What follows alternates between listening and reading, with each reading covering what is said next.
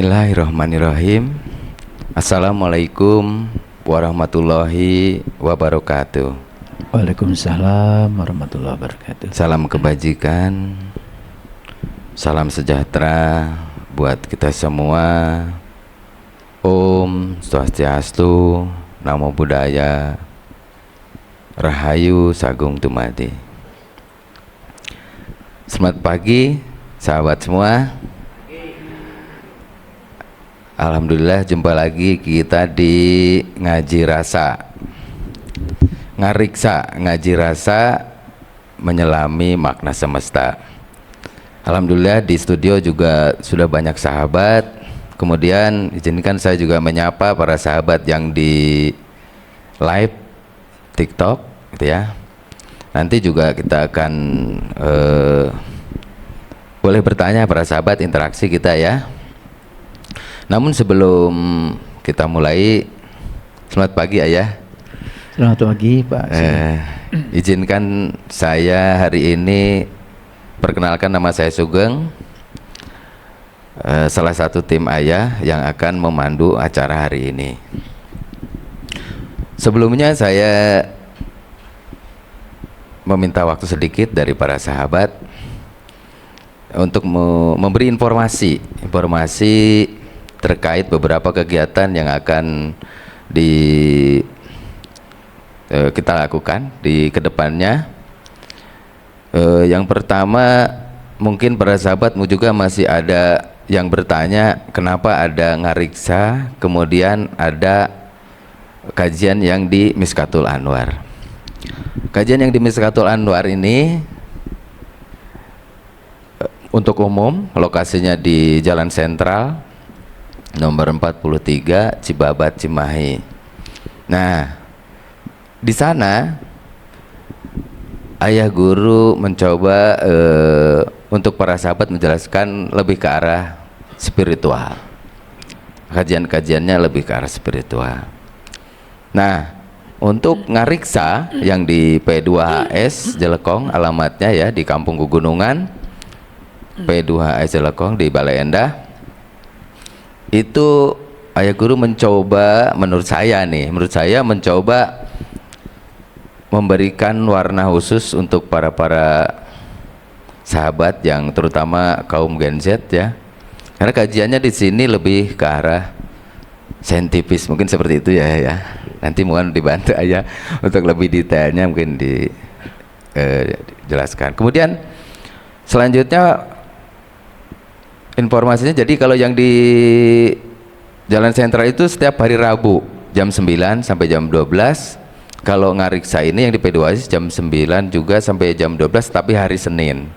Jadi bagi para sahabat yang sekarang live, mungkin nanti ada kesempatan berkunjung ke tempat kami di studio di P2HS, silakan.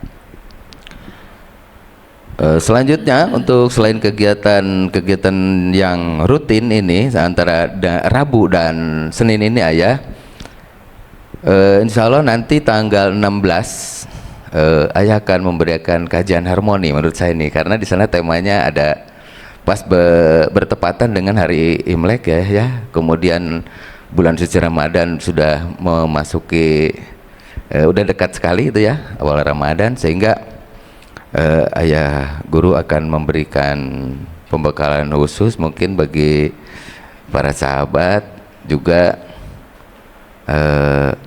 terutama kita akan membahas harmonisasi ya antara berbagai yang akan melaksanakan Imlek, merayakan Imlek, kemudian dari kita yang Islam, mungkin Muslim, akan sebentar lagi akan memasuki bulan Ramadan. Dan tak kalah pentingnya Ayah, di P2S Jelekong ini nanti di tanggal 3, 4, dan 5 April itu ada detox ya. Detox nih, itu juga acaranya keren sekali Ayah. Di para sahabat yang ingin hidup sehat ya, ini P2S ini memang Ayah bangun untuk para sahabat yang ingin hidup sehat, spiritualnya keren, berkelimpahan lahir batin lah, begitu mungkin ya. Itu ya. Nah, untuk pagi ini ayah, ini waduh, setelah minggu kemarin kajiannya juga luar biasa bagi sahabat-sahabat yang kaum muda Gen Z, biasanya banyak pertanyaan, banyak penasaran dengan isi kepalanya biasanya ya gitu. Dan hari ini Senin 9 Februari 2026 ini temanya menjadi pribadi unik bagi energi kreatif kosmik. Wah, ini udah menurut saya menangkap ada dua pesan di sini ya yang saya mungkin perlu dikonfirmasi oleh ayah nih. Menjadi pribadi unik itu berarti apakah kita semua ini pribadi ya unik? Itu menurut saya nih ya, ini pertanyaan saya nih ya. Berarti kalau di semesta ini anggaplah 8 miliar, berarti itu pribadi-pribadi yang unik apa bagaimana gitu ya, mungkin ya. Iya, betul. Nah, kemudian ya ada energi kreatif. Wah, ada energi kreatif kosmik gitu. Jadi wah, ini sinkronisasinya sepertinya saya pribadi masih loading ini ya. Jadi nanti saya minta ayah mungkin menjelaskan rada agak-agak slow dulu ya, 5 km per jam dulu ya, jangan langsung 100 km per jam ya. Ini saya itu kan generasi mohon maaf ya, ini kan generasinya rada-rada ini istilah-istilah yang kosmik apa gitu kadang muter dulu ya. Jadi slow dulu ya, jangan terlalu ngegas dulu ya, mohon maaf ya, monggo ya. Waduh, udah nggak sabar kita semua, udah nggak sabar kan? Bagi sahabat yang di entah di mana, pokoknya semua sehat selalu, bersiap kosongkan wadah, katanya mau kosongkan gelasnya, kita terima aliran energi dari Ayahanda Guru. Monggo ayah, monggo. Baik, terima kasih Pak Sugeng. Bismillahirrahmanirrahim. Assalamualaikum warahmatullahi wabarakatuh. Waalaikumsalam warahmatullahi wabarakatuh. Para sahabatku yang budiman,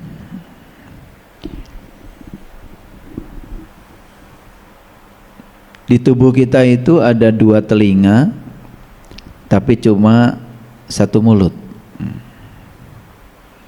Tentu saja Allah itu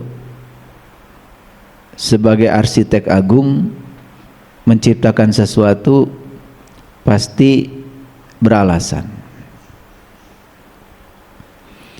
Alasan yang umum sering kita dengar supaya kita lebih banyak mendengar dan sedikit bicara.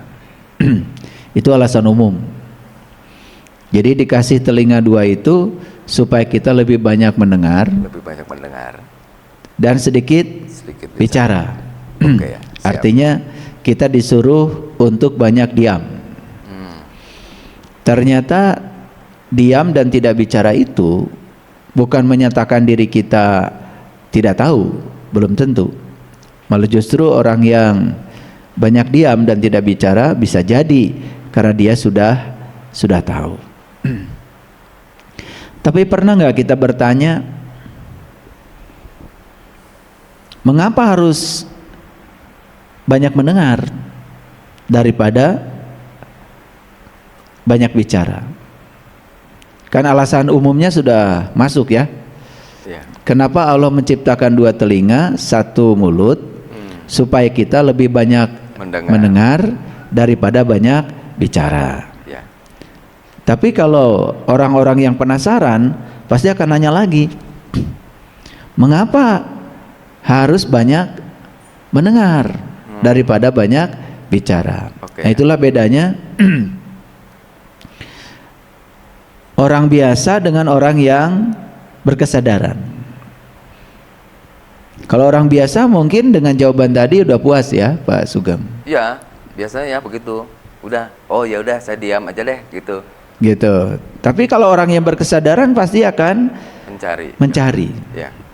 Jadi saya baru saja dikirimi sebuah jurnal hasil penelitian psikologi yang bisa menjawab pertanyaan mengapa tadi. Mengapa harus banyak mendengar daripada banyak bicara? Ya. Ternyata dalam riset psikologi, dalam jurnal terbaru yang saya baca, memang mendengar itu lebih sulit daripada bicara. Mendengar lebih sulit ya? Lebih sulit. Oh. Kenapa begitu? Ini yang dimaksud mendengar tentu saja bukan mendengar suara. Kalau mendengar suara tidak sulit kan? Ya, betul ya. Tetapi mendengar yang dimaksud di sini adalah mencoba untuk memahami tanpa sibuk untuk menyiapkan jawaban yang mengcounter apa yang didengar. Ya. Okay. Karena menurut riset psikologi, manusia ini punya sifat ketika mendengarkan sesuatu dari orang lain, dia bukan berusaha menyimak yang dia dengar, tapi malah justru sedang menyiapkan jawaban-jawaban untuk mengcounter apa yang dia dengar. Ya, betul sekali ya. Ini karena kajiannya saintifik, jadi saya mulai dari jurnal, dari hasil riset. Dan di dalam riset itu dikatakan ternyata hampir semua konflik manusia dalam hidup itu bukan disebabkan oleh perbedaan pendapat. Yes. Cuman karena kita tidak mau mendengarkan pendapat orang lain. Jadi perbedaan pendapatnya itu tidak bahaya sebetulnya. Yeah. Yang bahaya itu kita tidak menyiapkan diri untuk bisa menghargai dan menghormati pendapat orang lain. Itu konfliknya. Kekeh lah gitu dengan inginannya dia. Ya. Yes. Karena tadi secara psikologi manusia itu ketika berinteraksi dengan orang lain, ya, bukan berusaha untuk memahami yang disampaikan orang lain, tetapi justru otaknya itu sibuk menyiapkan jawaban untuk mengcounter apa yang disampaikan oleh orang lain. Mungkin bisa lihat ya di TV banyak sekali debat-debat gitu ya yang diselenggarakan, yang ini bicara gitu. Ya, betul ya. Jadi kapan mendengarnya kan? Jadi saya kalau melihat acara itu tuh suka mikir, waduh ini yang warasnya siapa gitu. Yang ini bicara. Mending kalau bicara gantian. Ini kan bicaranya nggak gantian.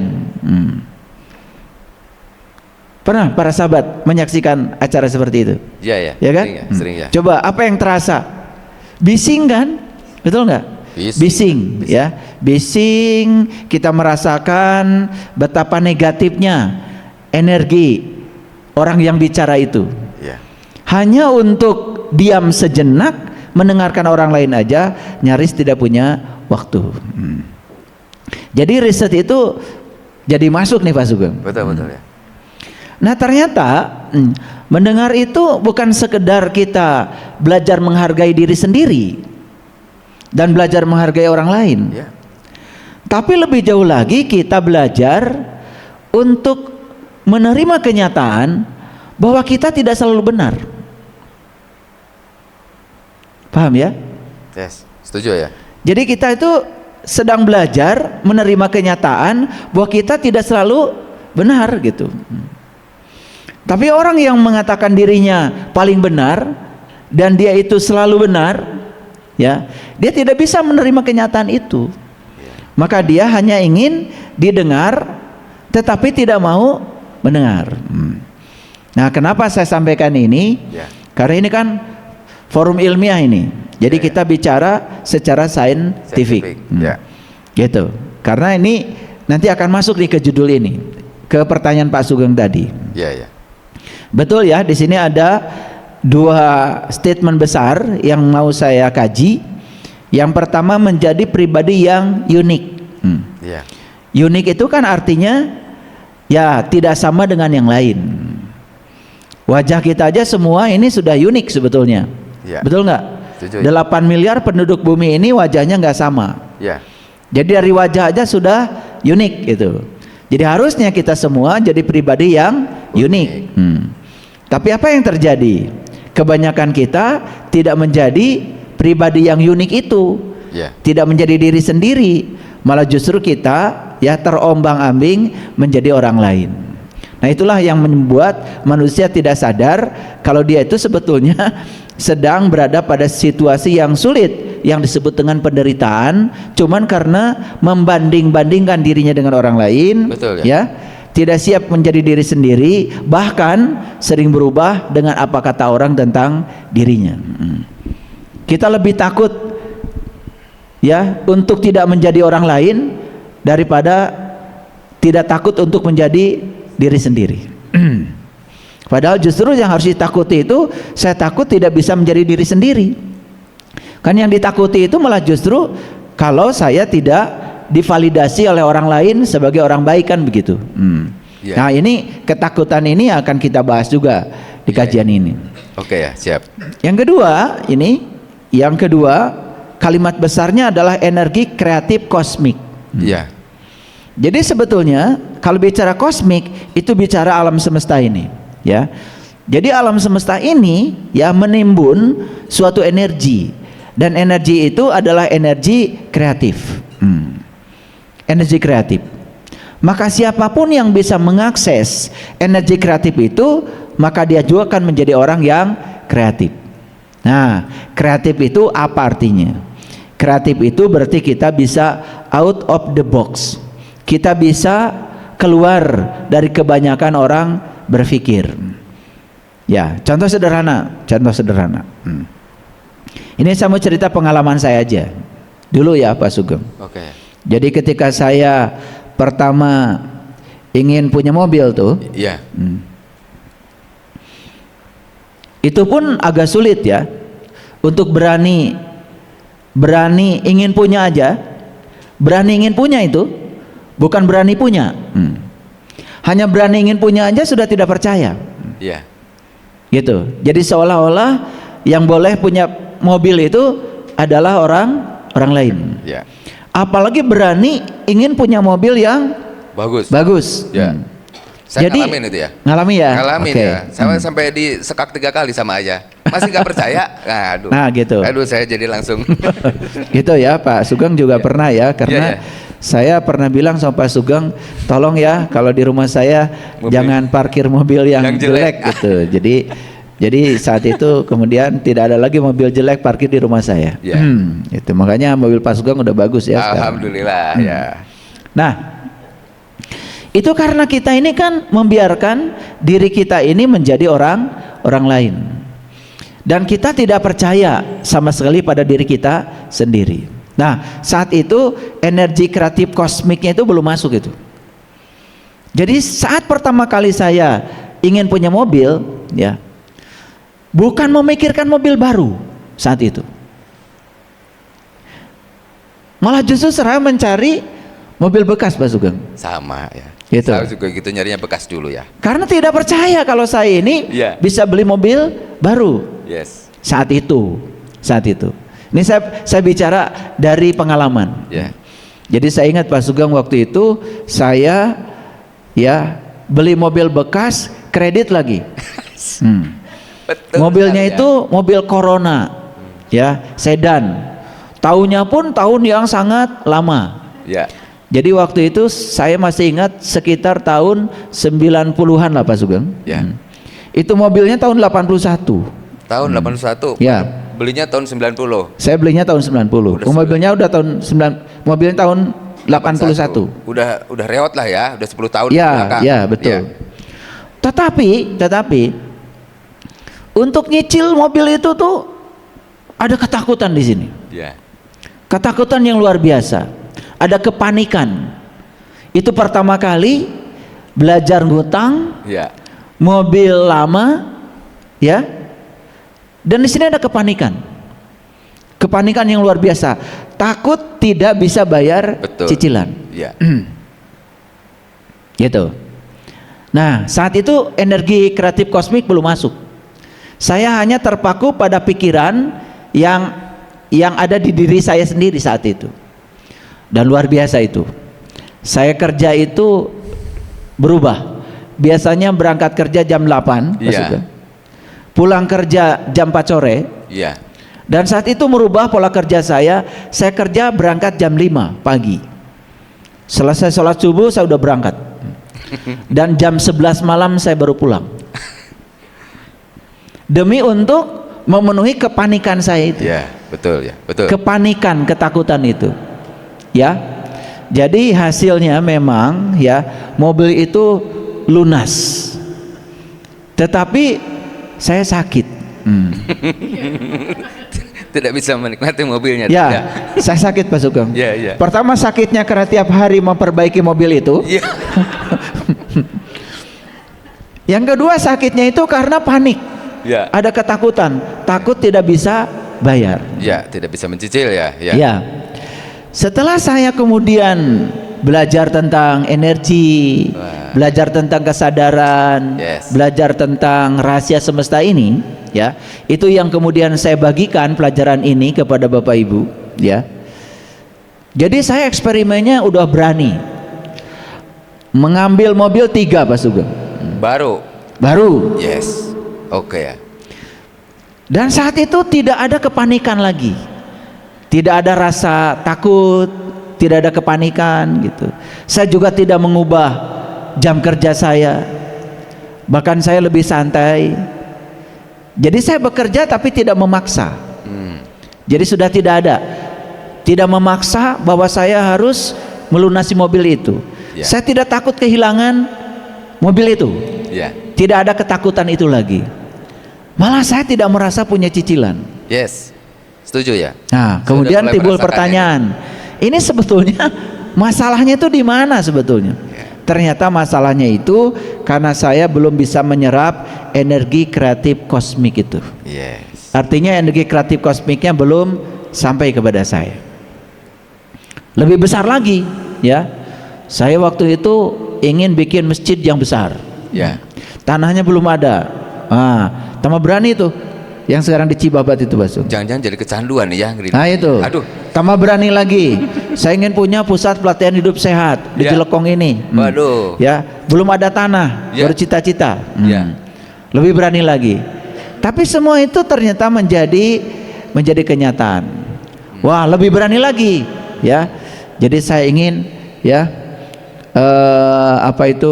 mohon maaf, ya, punya penghasilan walaupun saya tidur tetap digaji gitu Pak Sugeng. Tetap ngalir terus. Ya, saya ingin Waduh. punya ruko, ingin punya kos-kosan gitu. Lebih berani lagi. Ya. Nah itu. Ternyata ya saya menemukan satu rumus. Dan rumus ini saya akan bagikan gratis buat Setuju. para sahabat semua. Setuju ya. Siap. Waduh, keren. Tapi rumus ini harus diamalkan ya. Lihat rumusnya. Rumusnya. Ini saya tulis agak besar ya.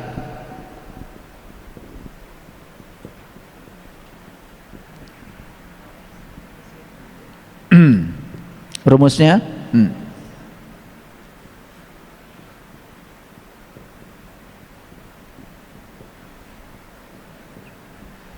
Merasa butuh. Ini rumus menjauh. pertama. Ya. Waduh. Ketika kita merasa butuh, Yes. maka yang kita butuh akan menjauh. Waduh. Oke, rumus pertama. Ini rumus temuan saya. Ya. Oke. Hasil selam. Yes. Saya bagikan itu. Yang gini-gini saya bagikan. Pokoknya jangan ngikutin saya lagi ya. Jangan ambil mobil tahun 81 tahun 90 gitu. Mobil udah umur 9 tahun ya, udah reyot ya. Jadi saya itu tadi sakit karena Sakit memperbaiki. Pak Sugeng. Aduh. Tapi ada manfaatnya. Waktu itu saya punya bengkel mobil. Gara-gara mobil butut itu. ya. Jadi merasa butuh menjauh, ya. Kalau kita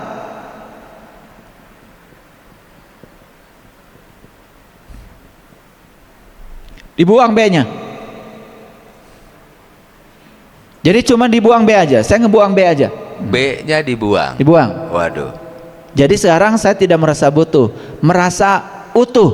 Nah, ini loading nih. Kalau udah begini saya loading nih ya.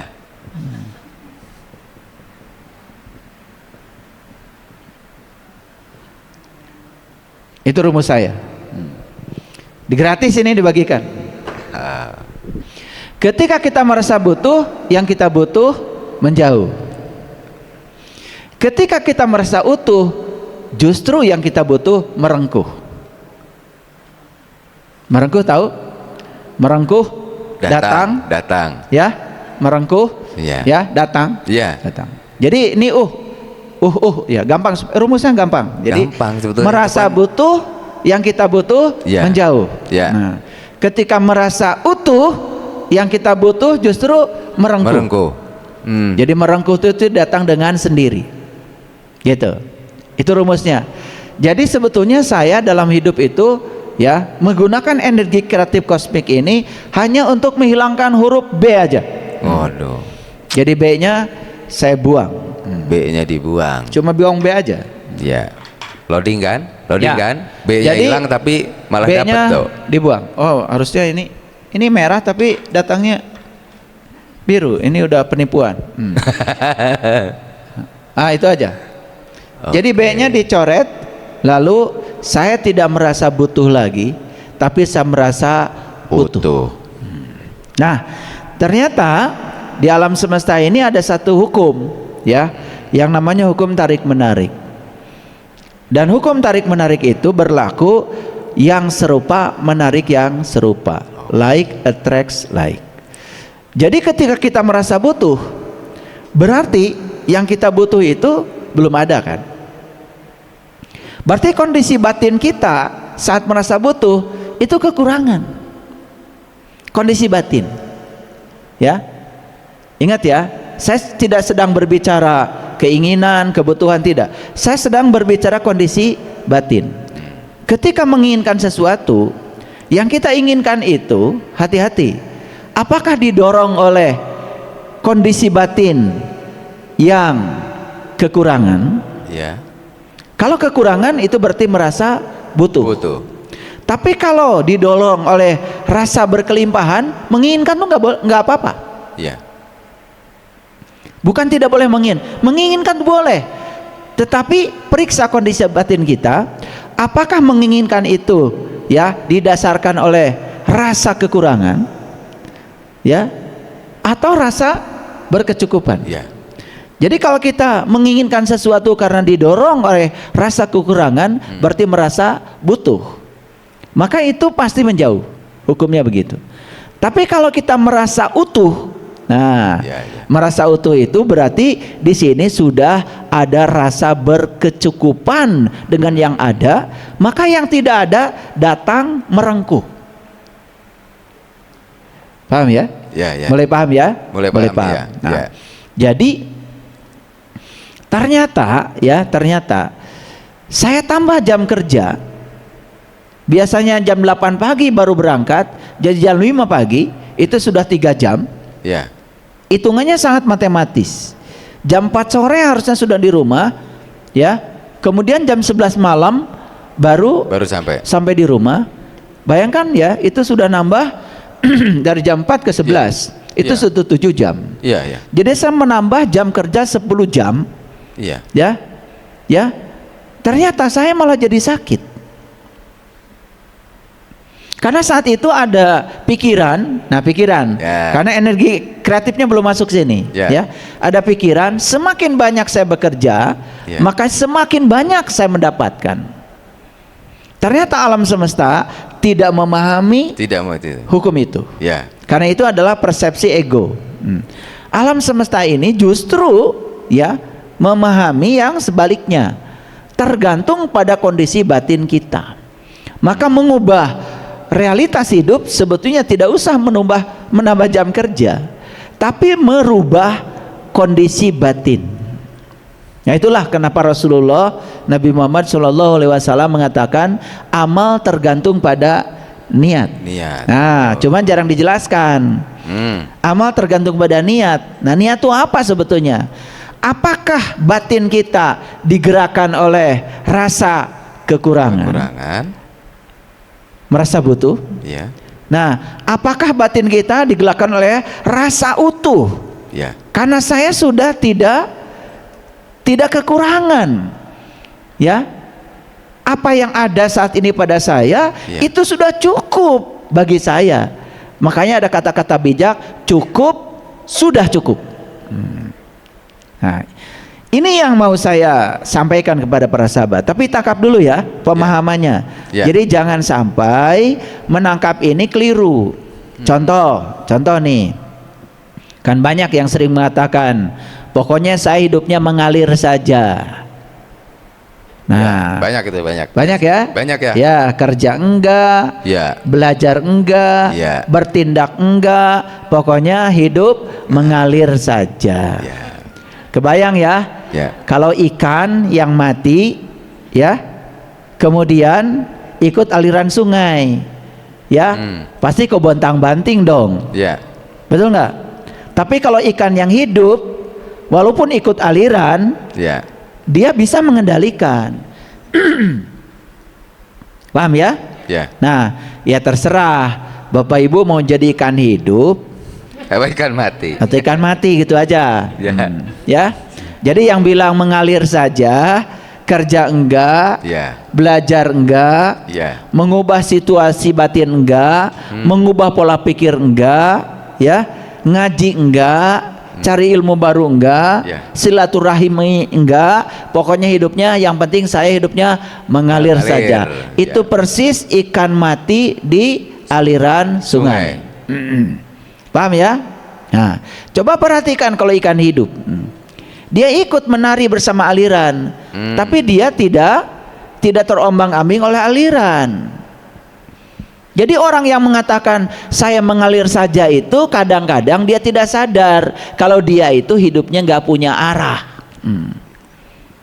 Jadi yang dimaksud dengan mengalir saja itu kan sebetulnya ya Anda tetap bekerja, Anda tetap bertindak, tetap belajar ilmu baru, tetap menjalin silaturahim, ya. Tetapi Anda bekerja tidak memaksa. Tidak mesti, ya. Apa yang didapat itu harus sesuai dengan apa yang kita pikirkan. Itu yang disebut dengan mengalir. Nah ini kan kadang-kadang banyak yang salah kaprah. Betul ya. Mengalir saja, makanya nggak punya apa-apa. Nggak punya apa-apa, ya. Pengen beli sendal jepit aja nggak ada duit. Itu. Jadi salah mengartikan flow state. Jadi dalam bahasa Inggris itu mengalir saja itu flow state. Jadi flow state itu kan keadaan. Jadi kita mengalir, ya, mengikuti keadaan, beradaptasi pada keadaan, tetapi kita tidak melarutkan diri pada keadaan. Itu yang namanya mengalir. Nah, sama dengan banyak orang yang penting saya pasrah. Ini salah kaprah lagi nih. Pasrah itu apa? Pasrah itu ada dua.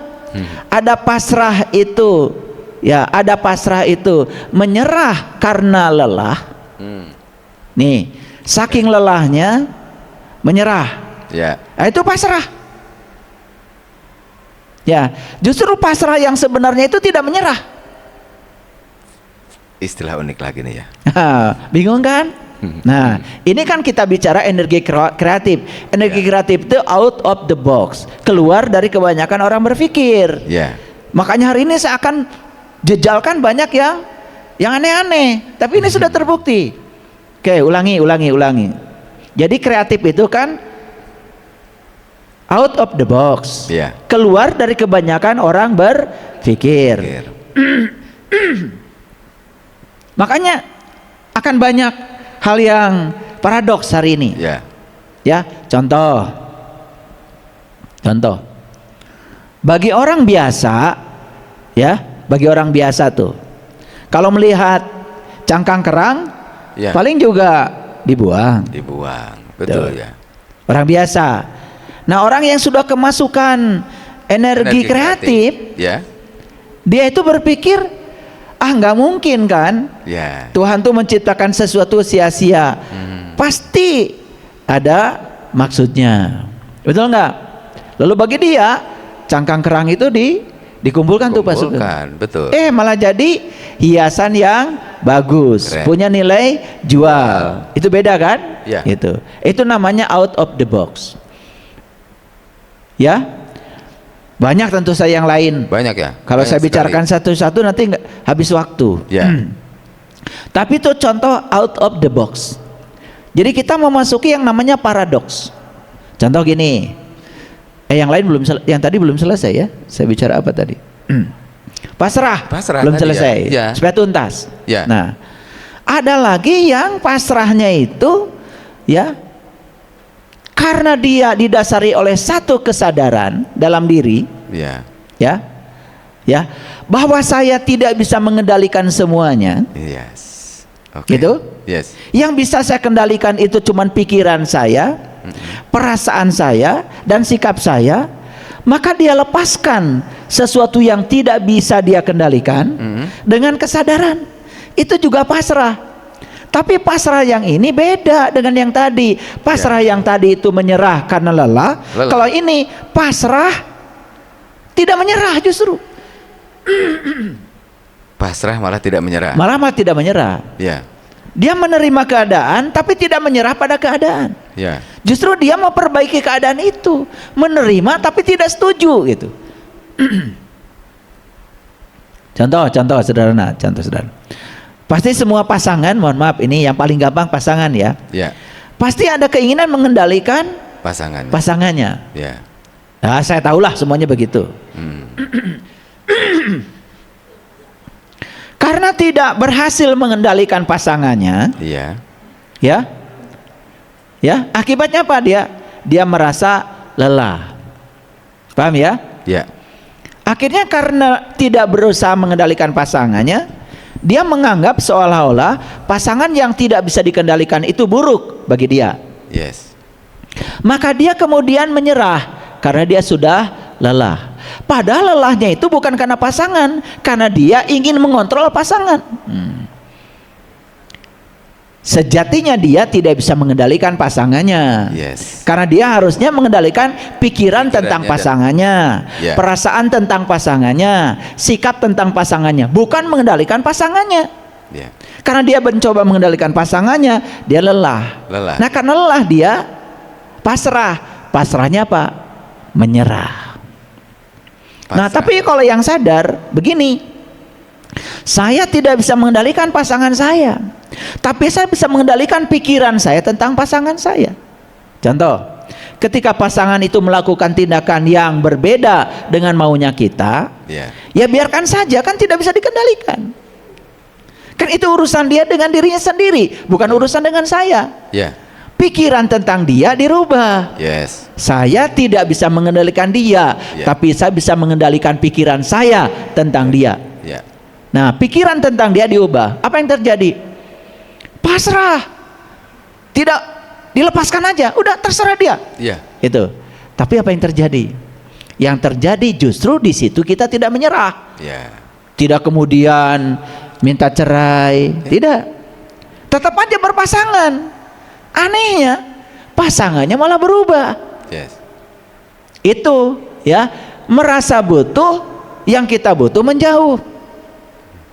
Ketika merasa utuh, kan tadi merasa utuh, saya sudah utuh, kebahagiaan saya tidak bergantung pada pasangan saya, karena saya sudah bahagia, sudah cukup. Begitu merasa utuh, justru yang kita butuh merengkuh. Paham ya? Oke. Oke. Sekarang saya mau praktek sedikit. Nah, gini prakteknya. Kan di situ ada jendela tuh. Jendela mati. Betul nggak? Ya. Di sini ada pintu nih terbuka. Ada pintu terbuka ya. Saya ingin keluar dari ruangan ini. Saya malah justru mengambil jalan ke jendela mati. Ya.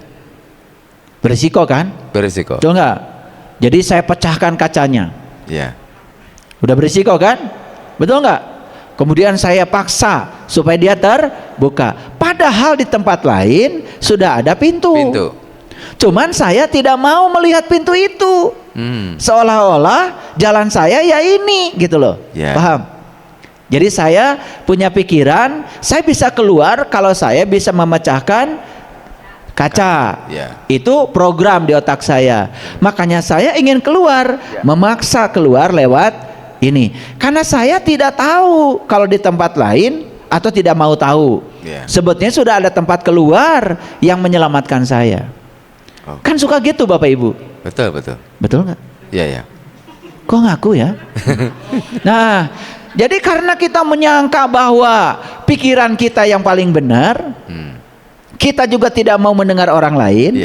Maka tadi ya saya bilang ya, mendengar itu ternyata melatih diri untuk menerima kenyataan bahwa kita tidak selalu benar. Karena saya tidak mau mendengar, saya fokus saja pada jendela tempat saya keluar. Padahal itu jendela mati. Betul. Lalu saya tabrakan aja badan saya ke jendela itu, berdarah-darah. Keluar nggak saya? Keluar, tapi saya sakit. Padahal sudah ada pintu yang terbuka.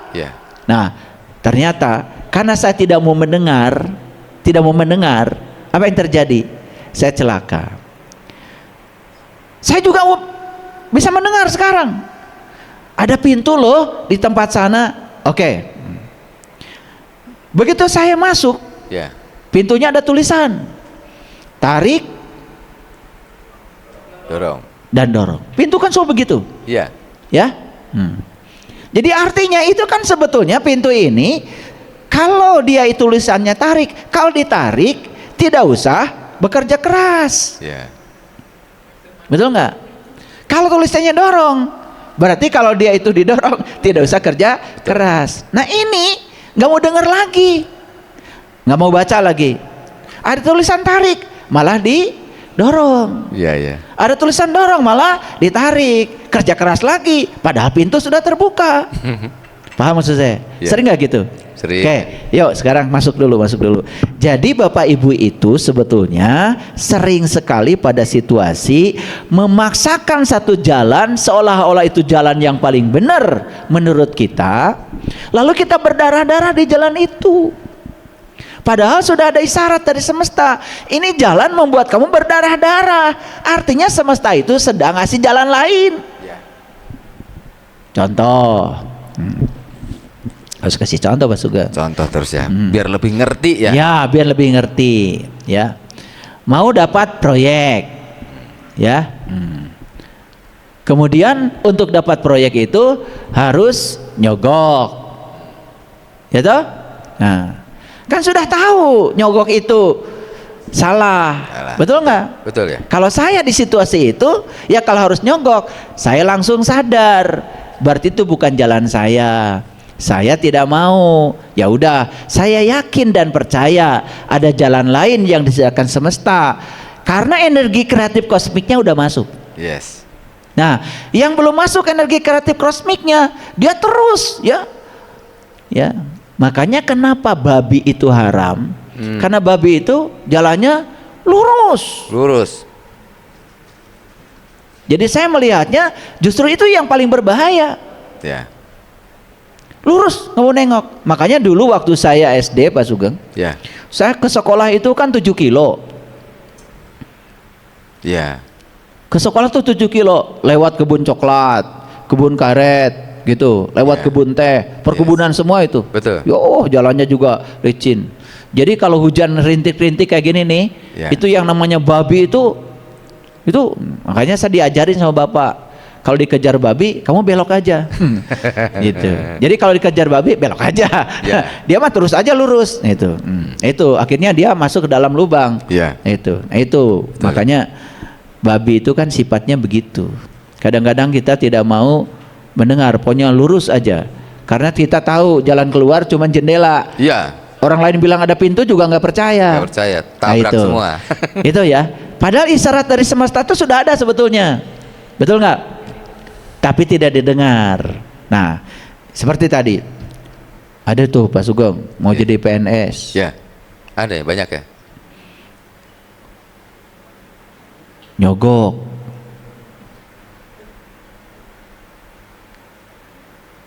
Katanya begitu, kalau saya dulu jadi PNS nggak nyogok. Ada berita, saya juga sempat dengar. Iya, katanya, ya. katanya. Kalau saya ditawari begitu, ya nggak jadi PNS. Karena bagi saya ya itu jalan salah gitu. Ya. Saya yakin Tuhan akan membukakan pintu lain. Oh itu jendela mati kalau bagi saya. Dan saya percaya Tuhan akan menyediakan pintu yang terbuka di tempat lain. Nah kita itu sering tidak percaya.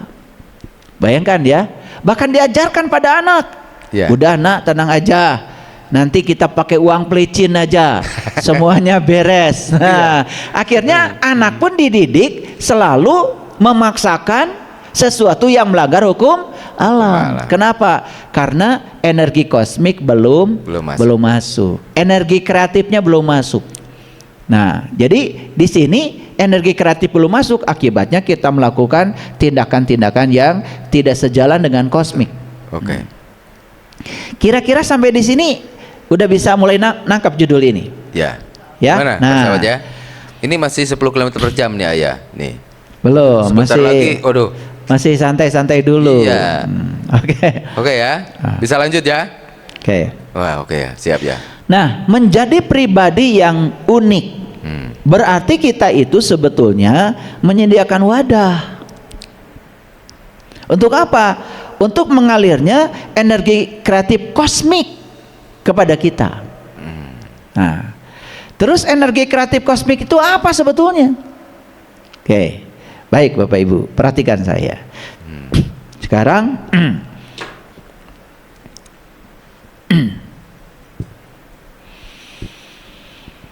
ada yang namanya pikiran. Ini pikiran, ya. Dan pikiran ini itu adalah bentukan dari lingkungan.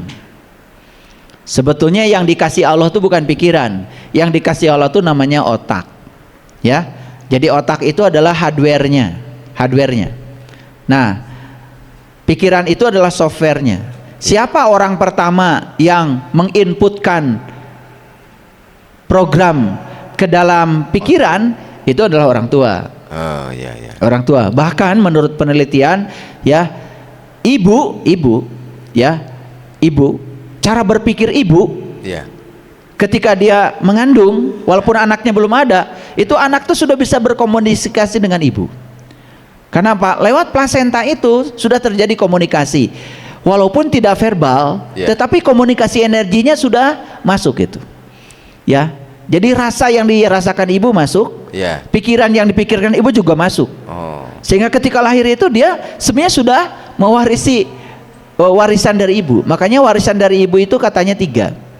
Makanya ibu kan 3 kali. Ibumu.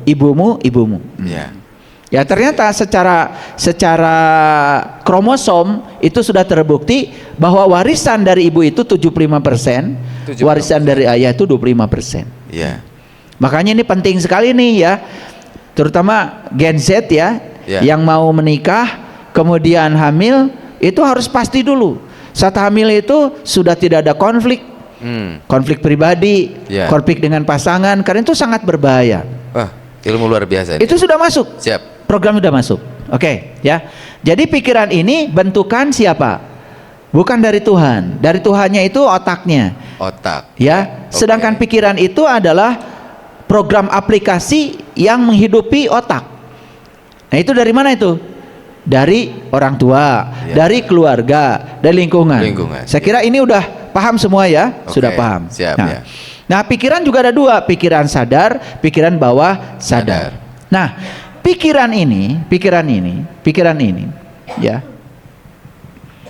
Pikiran ini harus digunakan. Iya. Harus digunakan. Oke. Harus diapakan? Digunakan. Saya mau nanya Bapak Ibu sudah menggunakan pikiran? Ayo.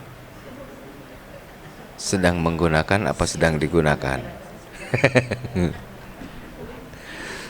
Kalau pikiran ini digunakan, berarti ada penggunanya. Ya. Kalau pikiran ini sudah digunakan, itu ada penggunanya. Kalau gitu siapa penggunanya? Nah, disitulah muncul istilah yang namanya kesadaran.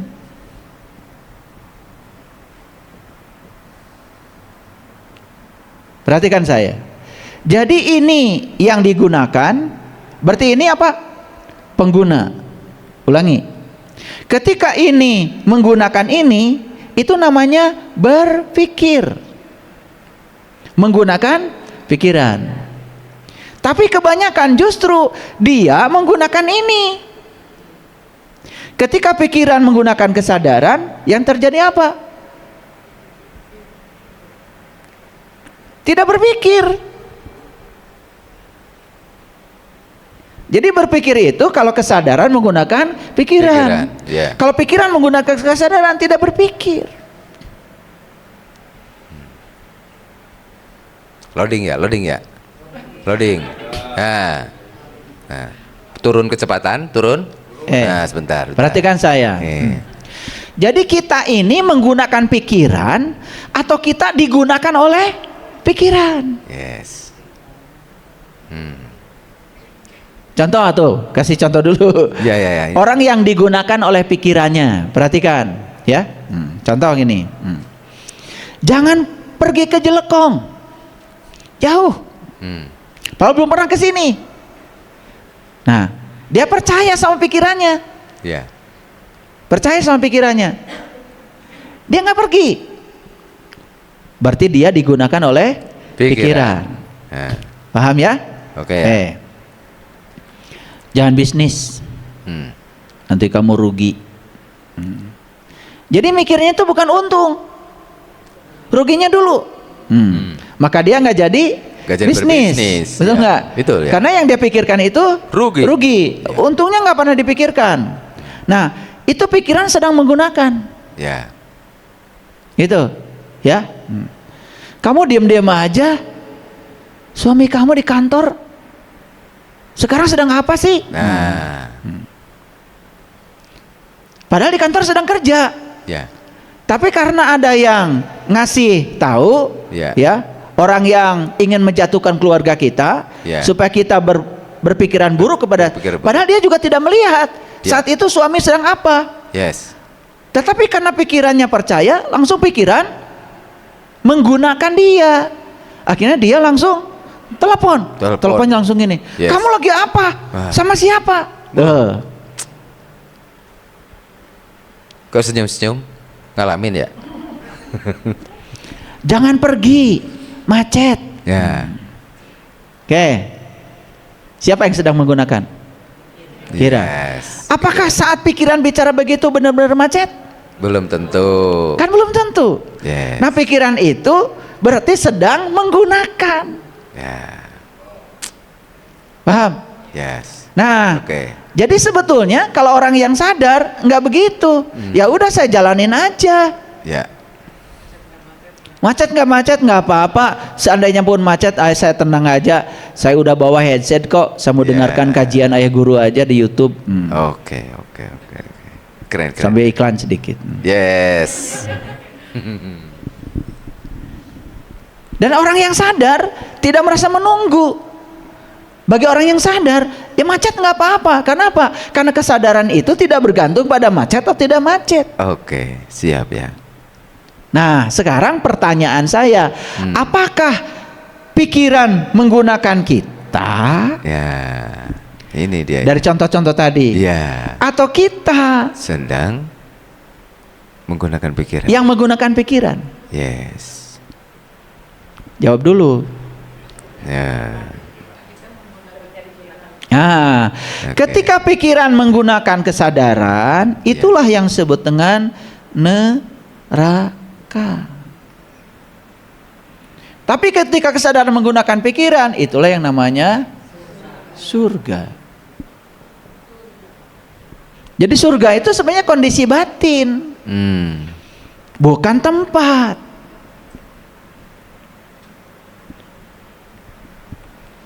Jadi kenapa banyak orang yang hidupnya menderita, banyak konflik? Sudah tahu nggak jawabannya sekarang? Yes.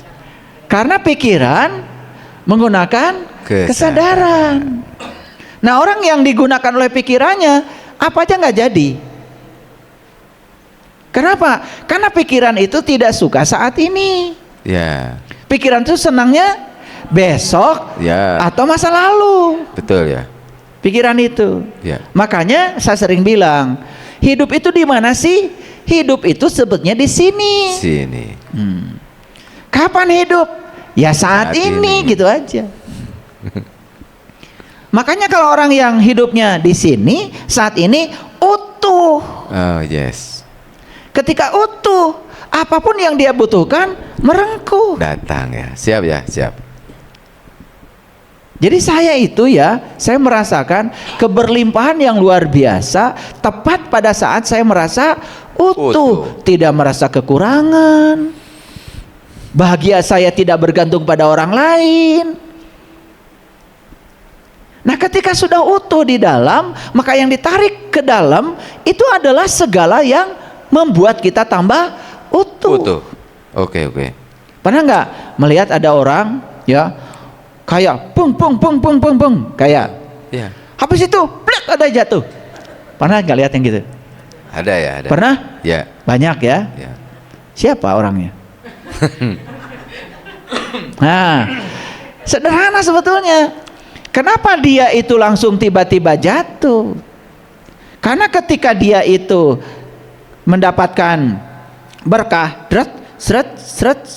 Nah, berkah datang sebenarnya karena dia sudah menarik berkah itu. Ya. Di situ dia udah benar. Tapi ketika berkah datang, dia cengkram tuh berkah yang datang. Dia ada ketakutan kehilangan yang datang itu. Ya. Nah, mulai takut. Ya. Nah, ketakutan itu akan menarik ketakutan lagi. Sehingga ketakutan akan kehilangan berkah itu yang menyebabkan dia kehilangan berkah dalam sekejap. Ya. Pernah nggak Bapak Ibu main di pantai? Pak Sugeng pernah main di pantai? Iya, ya. Main pasir? Main, yes. Nanti kalau yang belum main ya perhatikan saya. Oke. Nanti kalian pergi ke pantai. Kemudian coba ambil pasir. Pasir tuh kalau digenggamnya rileks, santai, Ya. diam di sini. Tapi coba genggamnya yang kuat. Sekuat, Cut. ya. Keluar dari sela-sela sini. Habis itu di genggaman. Kira-kira berkah itu seperti itu. Makanya orang-orang yang takut kehilangan berkah, tidak mau berbagi, Yes. tidak mau membantu orang, tidak mengalirkan berkah itu yang menyebabkan dia dalam sekejap kehilangan berkah. Jadi berkah itu senangnya itu bukan digenggam, senangnya itu dialirkan. Dialirkan. Yes. Nah, kalau dialirkan, dia selalu berkecukupan. Ya. Tapi kalau digenggam, dia tidak suka. Berkah itu persis seperti air. Kalau air taruh di bak kelamaan, itu muncul kutu-kutu. Iya, betul. Betul nggak? Betul. Ya. Cacing juga muncul di situ. Mulainya cuman ya telur-telur nyamuk lah. Tapi lama kelamaan segala binatang juga ada. Coba air 1 tahun taruh aja di bak, Iya. tidak usah mengalir, itu pasti bau tuh air.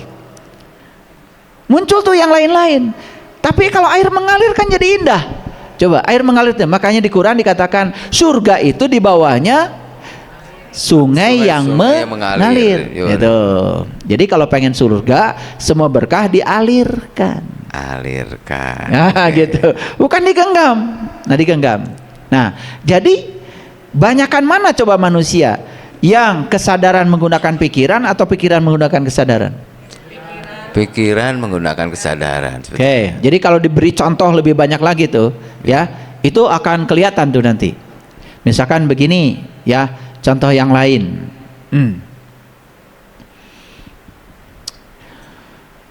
Buat apa?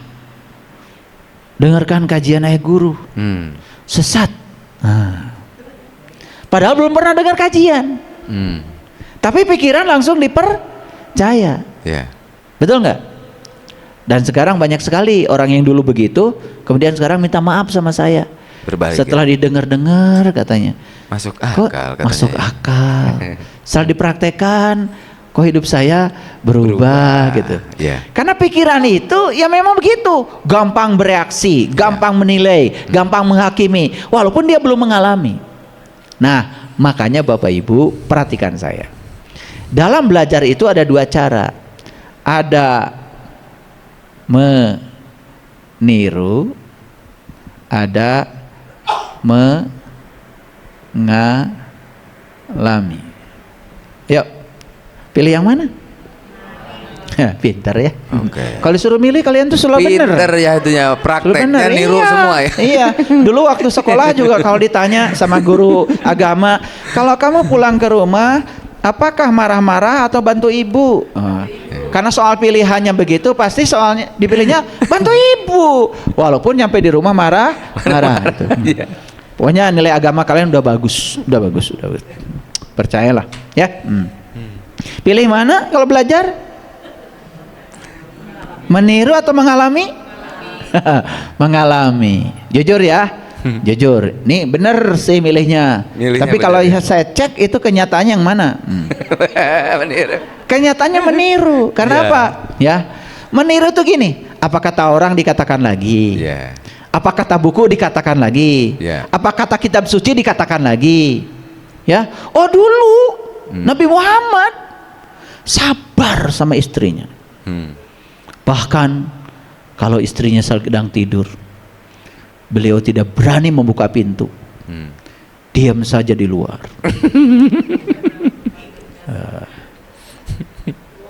Betul nggak?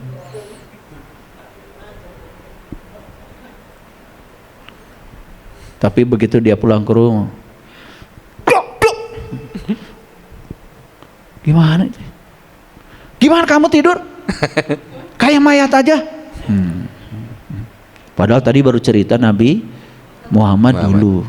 Sabar. Sabar. Jadi jujur ya, kalian selama ini belajarnya meniru atau mengalami? Hah? Jadi penceramah meniru, jadi mustami meniru, betul nggak? Nggak pernah ingin mengalami, nggak pernah ingin mengalami. Yeah. Nah lihat saya semua, Bapak Ibu, menghafalkan ilmu di otak sampai otak kita banyak pengetahuan. Kalau itu bukan pengalaman pribadi, itu meniru. S1 meniru, S2 meniru, S3 meniru. Betul. Bikin skripsi meniru. Meniru. Penelitian meniru. Ya, bikin jurnal meniru. Ya. Nggak ada yang dialami. Saya kaget itu ya, guru IPA ditanya sama saya, air mendidih pada suhu berapa derajat Celcius? Semua guru IPA bilang 100 derajat Celcius. Ya. Di Amerika 100 derajat Celcius karena tekanan udara 1 atmosfer. Di Bandung air itu 92 derajat Celcius sudah mendidih. Dah can ngukur saya tamat. Dah kata bukunya 100 derajat Celcius. Seneng meniru. Meniru. Oh dulu sahabat Rasul ketika lihat anjing berputar-putar mau mati, dia buka terompahnya, kemudian ambil air, kasih anjing, minum. Lapor pada Rasulullah, ya Rasulullah, tadi ada sahabat yang menolong anjing mau mati, ya hampir mati, pakai terumpah ambil air dan kemudian anjing itu hidup lagi.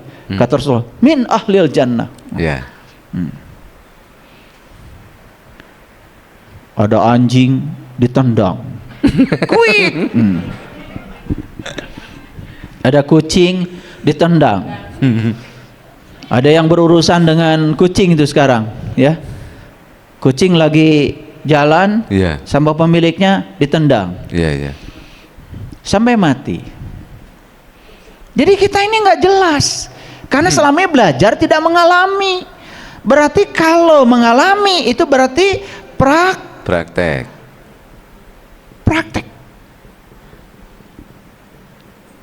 Kalau saya menyampaikan sesuatu pada Bapak Ibu, saya udah praktekkan dulu.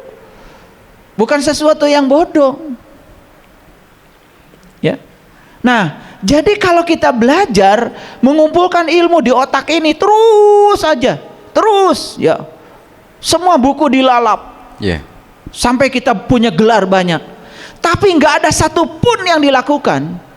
Sebenarnya kita itu tidak punya ilmu. Semua ilmu yang kita punya itu namanya ilmu tiruan. Semuanya meniru. Kenapa kamu percaya pada Allah? Orang lain juga pada percaya. Meniru aja. Padahal umatnya Nabi Musa ketika disuruh beriman pada Allah, kamu iman ya sama Allahku. Diabadikan di surat Al-Baqarah itu. Hai Musa, aku tak akan iman sama Allahmu itu kalau yang boleh lihat cuma kamu.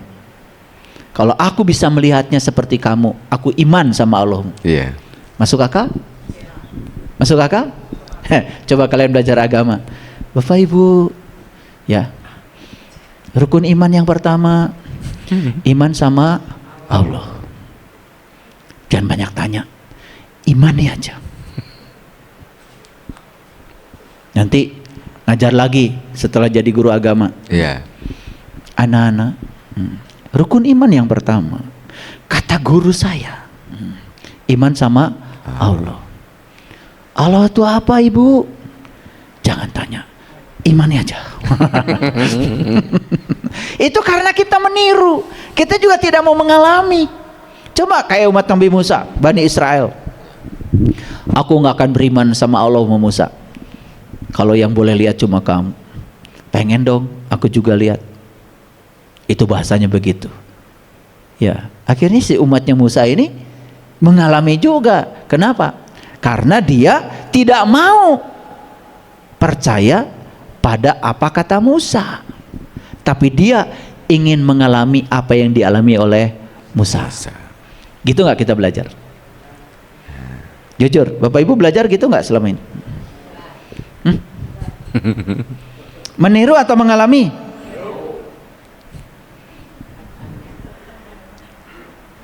Coba kalau dihitung-hitung dari sejak SD sampai S3, meniru semua. Meniru ya, betul ya. Betul nggak? Iya. Bikin skripsi aja nyontek. Meniru atau nyontek Bapak Ibu, cuman tadi saya terlalu halus bahasanya. Udah ya, terus terangkan aja Pak Sugeng ya. Iya. Meniru atau nyontek? Nyontek gitu aja ya. Contek mencontek. Ya. Ya, bahasa Inggrisnya meniron. Jadi itu. Oke, sekarang begini. Gimana sih supaya kita jadi pribadi yang unik? Nah, ini ya. Maka kita harus menemukan keunikan diri kita dulu. Gimana cara menemukan keunikan diri? Dari sisi wajah aja harus sadar bahwa saya ini beda dengan yang lain, walaupun adik kakak. Kembar aja tidak sama. Betul. Tidak ada yang kembar persis. Pasti ada perbedaannya. Ketika kita bisa menerima diri kita apa adanya, dan kita percaya bahwa diri kita datang ke dunia direncanakan oleh Allah, dan Allah punya rencana yang hebat untuk hidup kita, bahwa kita akan dipakai oleh Allah untuk menjadi kepanjangan tangannya, menyampaikan cinta kasih Allah. Dari sejak awal sudah begitu prinsip hidupnya, maka dia akan mulai menjadi pribadi yang unik. Pribadi yang unik tidak mau terombang-ambing menjadi orang lain. Dia punya batasan. Ya atau tidak?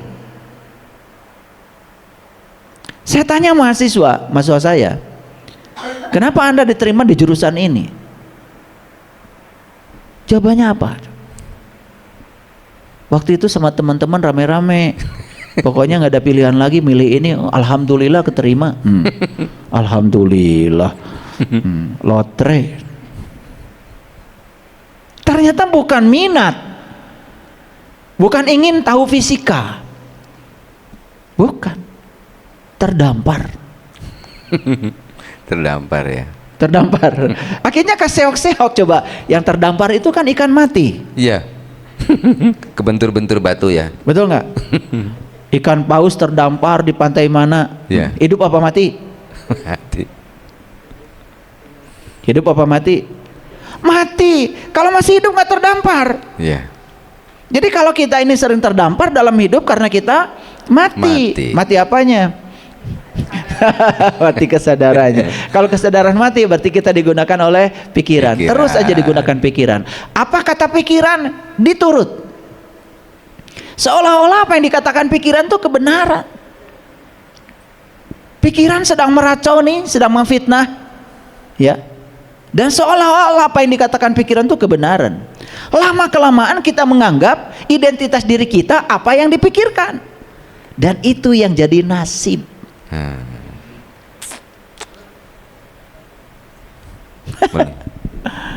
Jadi ketika seseorang mengidentifikasi dirinya adalah pikiran, pikiran itu akan membuat pola, namanya pola pikir. Pola pikir akan membangun lagi, namanya persepsi. Yes. Persepsi itu adalah turunannya, anaknya pola pikir. Yeah. Nah, si persepsi membangun lagi yang namanya emosi. Reaksi kita terhadap situasi tergantung pola pikir. Yeah. Tergantung persepsi. Coba. Karena menganggap orang lain itu salah menurut persepsi kita, maka reaksi kita juga menyalahkan. Yeah. Emosi. Yes.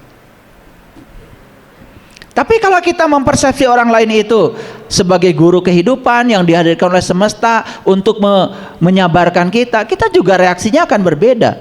Yeah. Nah, emosi itu reaksi. Nah, emosi menghasilkan apa? Menghasilkan perilaku.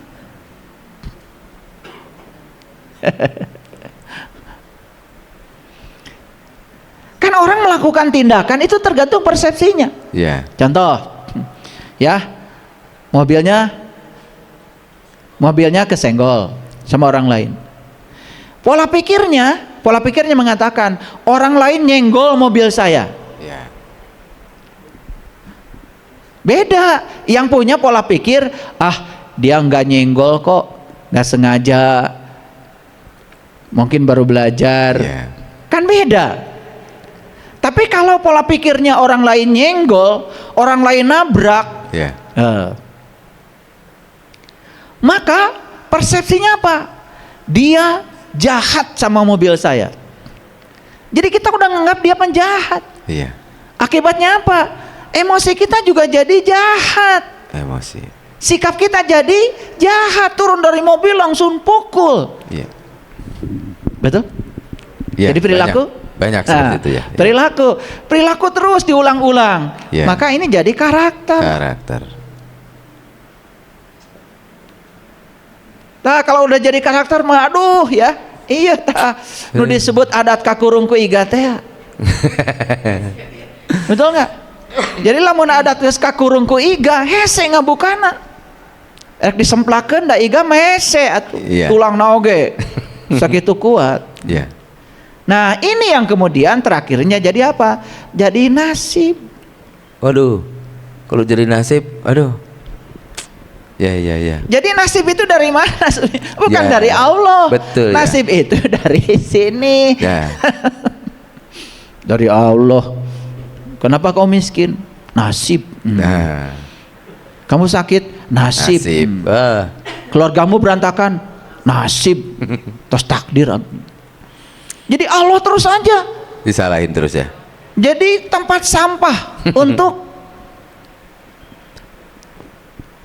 dituduh sebagai kambing hitam, seolah-olah beliau itu yang punya rencana dengan kehidupan kita yang menderita itu. Iya. Bahkan tidak mengerti juga Quran, langsung bilang wallahu alam.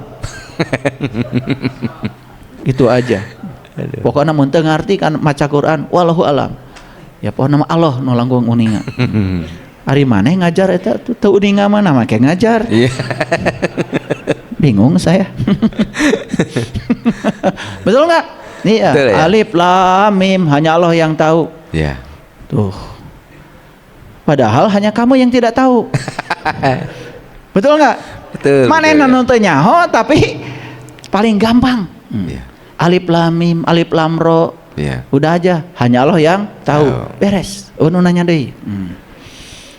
Padahal hanya Dia yang tidak tahu. Kan Quran itu buat manusia. Iya. Petunjuk Quran itu. Bukan buat Allah. Quran tuh buat manusia, petunjuk. Sama kayak polisi bikin rambu-rambu lalu lintas, petunjuk itu. Kan polisi bikin rambu lalu lintas itu supaya dipahami oleh pengendara. Begitu pengendara bingung, iya teh lambang naon? Tanya sama polisi, Pak, ini maksudnya apa, Pak? Hanya polisi yang tahu. Gimana sih? Kalian tuh baru ketawa sekarang. Kemarin mah nggak ketawa-ketawa, ada tersadar, betul nggak? Pokoknya percaya kalau bilang alif lam mim hanya Allah yang tahu, alif lam ra hanya Allah yang tahu, kaf ha ya ain shad hanya Allah yang tahu. Beres dah ngaji. Nu nanya. Nggak mau mikir, betul nggak? Iya. Tapi tidak mau disebut tidak menggunakan pikiran. Ya. Padahal dia digunakan oleh pikiran. Ya. Ingat ya, yang masih digunakan pikiran itu namanya belum berpikir. Yang berpikir itu dia yang sudah menggunakan pikiran. Siapa penggunanya? Kesadaran. Apa itu kesadaran? Masuk lagi. Nah, ternyata kesadaran itu jauh lebih luas daripada pikiran. Nah, kesadaran itu adalah kehadiran, keberadaan, disebut juga ruang kosong tapi isi. Wah, banyak sebutannya. Ya, ya. Disebut medan energi universal.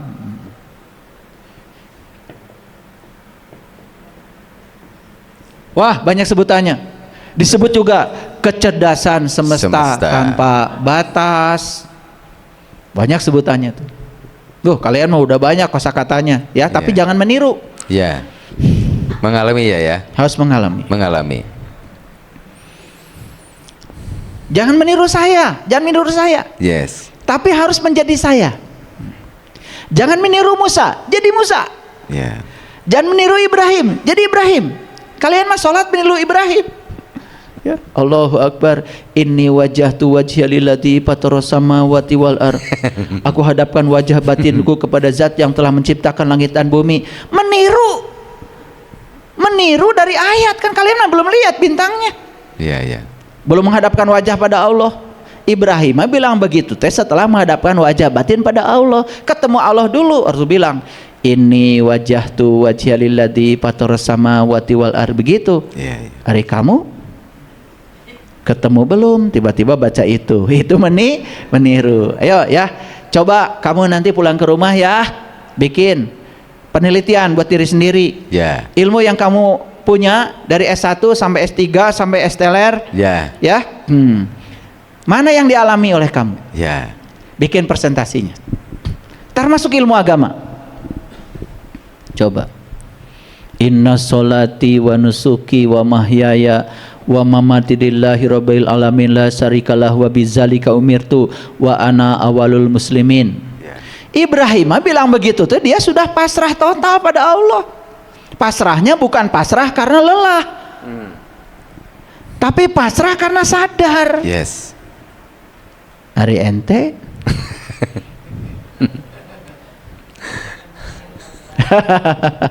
jadi belum mengalami ayatnya ya. Ya sesungguhnya solatku, ibadahku, hidupku, matiku lillah. Ibrahim bilangnya begitu tuh udah mengalami. Ngalami dulu baru ngomong. Kamu kan ngomong aja. Sadar nggak? Baru sekarang kayaknya. Baru sadar ya? Makanya selalu di sini merasa butuh. Ya. Tidak merasa utuh. Karena tidak kenal jati diri. Betul, betul ya. Oke, sekarang. Jadi kesadaran itu disebut kehadiran, ya keberadaan, disebut ruang kosong tanpa batas, medan energi universal, kecerdasan semesta tanpa batas. Banyak sebutan-sebutan yang dipakai oleh orang-orang yang sudah mengalami. Menyebut itu saking susah disebut. Iya. Betul ya. Disebut juga Sang Hyang Taya. Orang Sunda Taya tete aya. Gak ada, iya. Iya. Tidak ada tapi kosong, kosong tapi ada. Sekarang sudah diriset oleh semua ahli-ahli. Iya. Ternyata sudah ketemu yang namanya Higgs boson, God particles, partikel Tuhan, oh macam-macam itu. Ya, itu udah rame itu. Disebut quantum field, medan kuantum. Wah, udah banyak sebutannya. Tapi ujungnya sebenarnya satu, bicara tentang kesadaran. Sudah dengar ya kajian saya? Membebaskan rasa takut akan kematian. Jadi saya tidak bahas terlalu lama. Apa yang mau saya katakan? Ternyata kesadaran ini sebetulnya hanya untuk menyebut sesuatu yang sulit untuk disebut. Betul ya. Ada, selalu menyaksikan. Coba. Iya. Ya. Sekarang Bapak Ibu sadar nggak kalau Bapak Ibu sedang duduk? Nah, siapa yang menyadari kalau sedang duduk?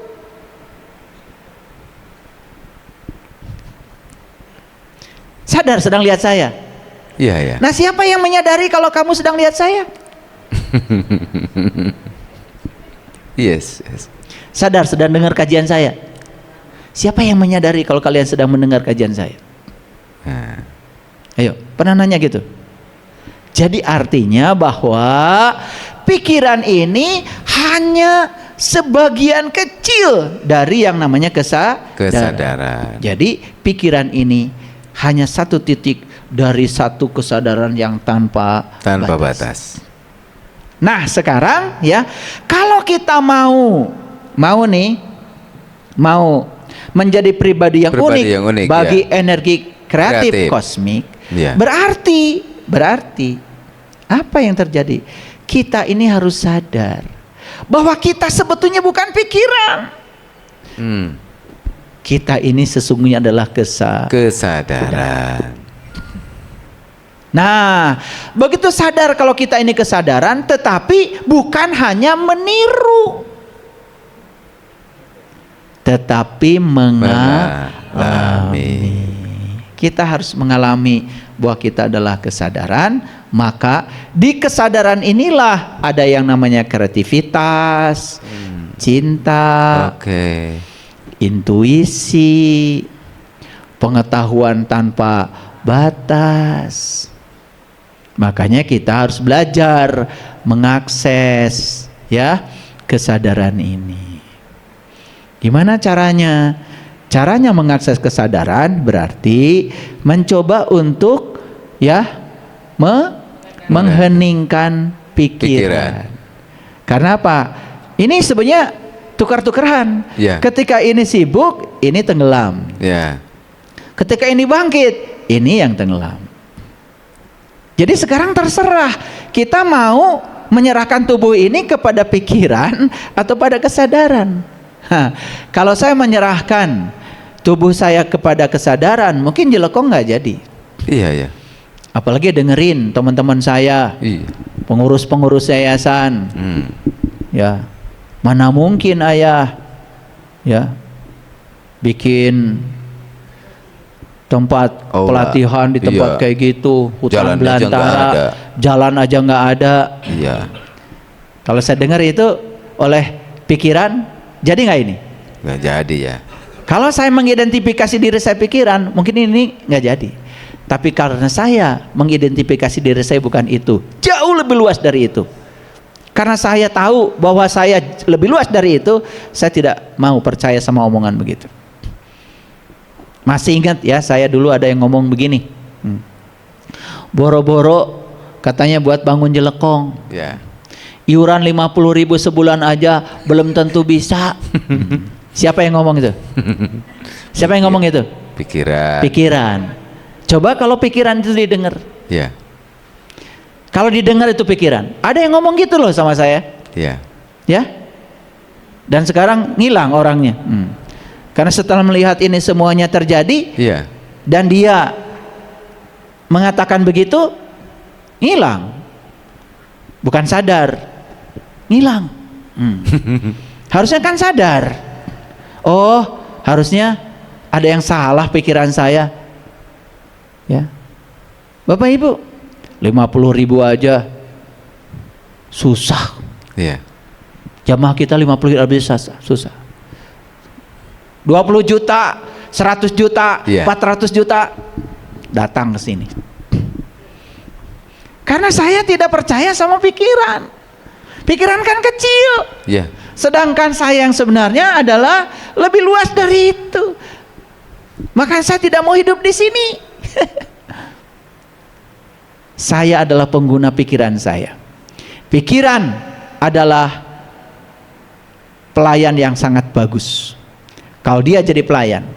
Tapi pikiran akan menjadi majikan yang berbahaya kalau dia dipercaya sebagai majikan. Jadi majikan yang paling hebat adalah kesadaran.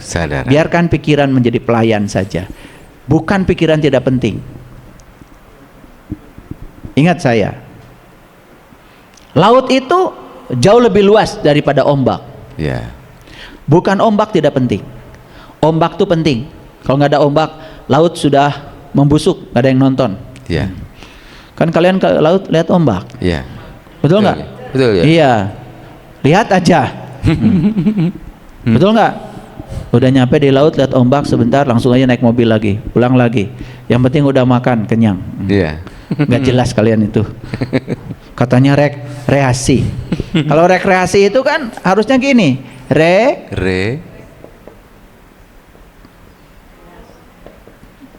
harusnya gitu kan? Betul? Mau kemana Bu? Rekreasi. Rekreasi itu apa? Kreasi itu mencipta. Re itu ulang. Refill. Tiap hari kan kalian ngisi. Betul nggak? Refill itu mengisi ulang. Kalau rekreasi berarti mencipta ulang. Habis pulang dari gunung, dari laut, harusnya mencipta ulang. Baru tahu? Baru tahu ya. Ini udah dari laut, dari gunung. hanya itu aja ngampar tikar. Betul nggak? Buat ramai yang penting. Ya, udah ada jengkol, ada pete, ya ada pokoknya. Udah balik. Sebuah lahan penting. Ya, mana rekreasi? Judulnya rekreasi. Recreation. Berarti harus mencipta ulang. Apa yang salah nih dengan saya?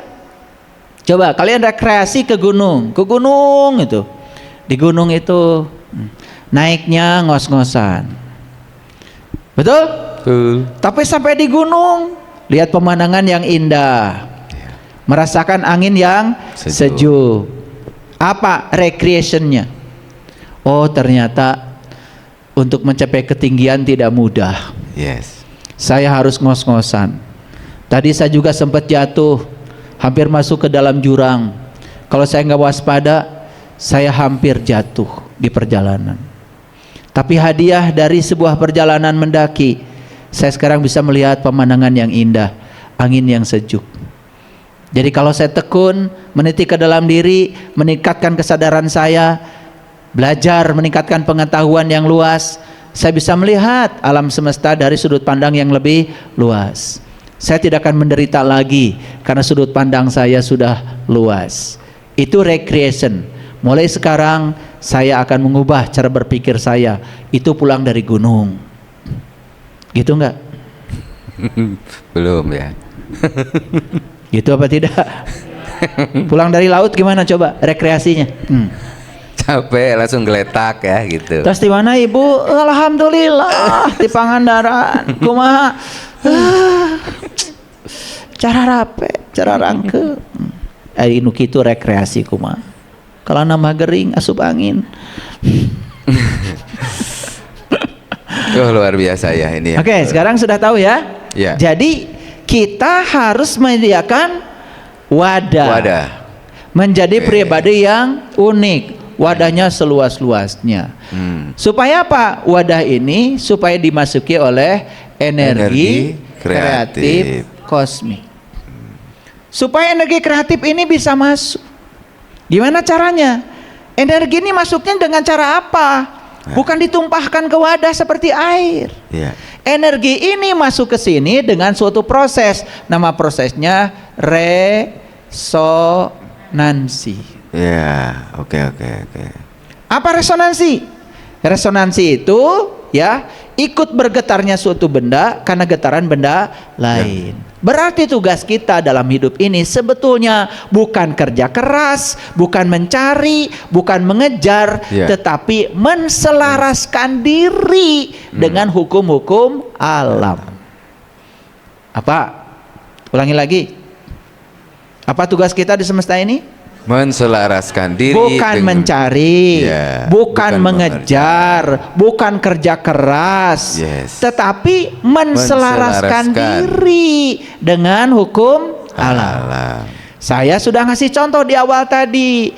Mobil saya yang corona itu, masih ingat ya? Tahun 81 ya.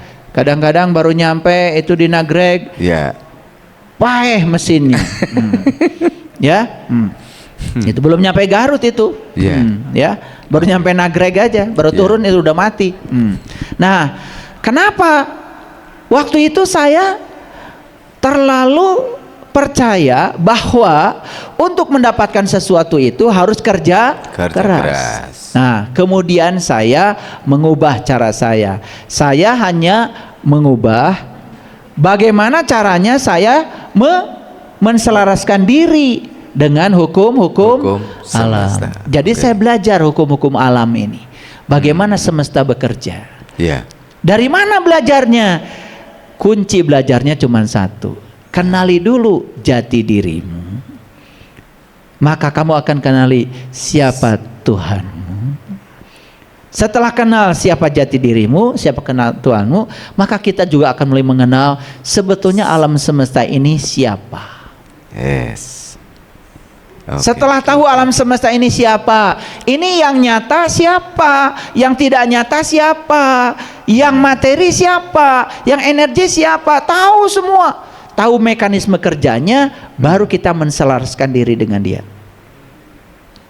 Ternyata alam semesta ini bekerja berdasarkan prinsip energi, vibrasi, frekuensi.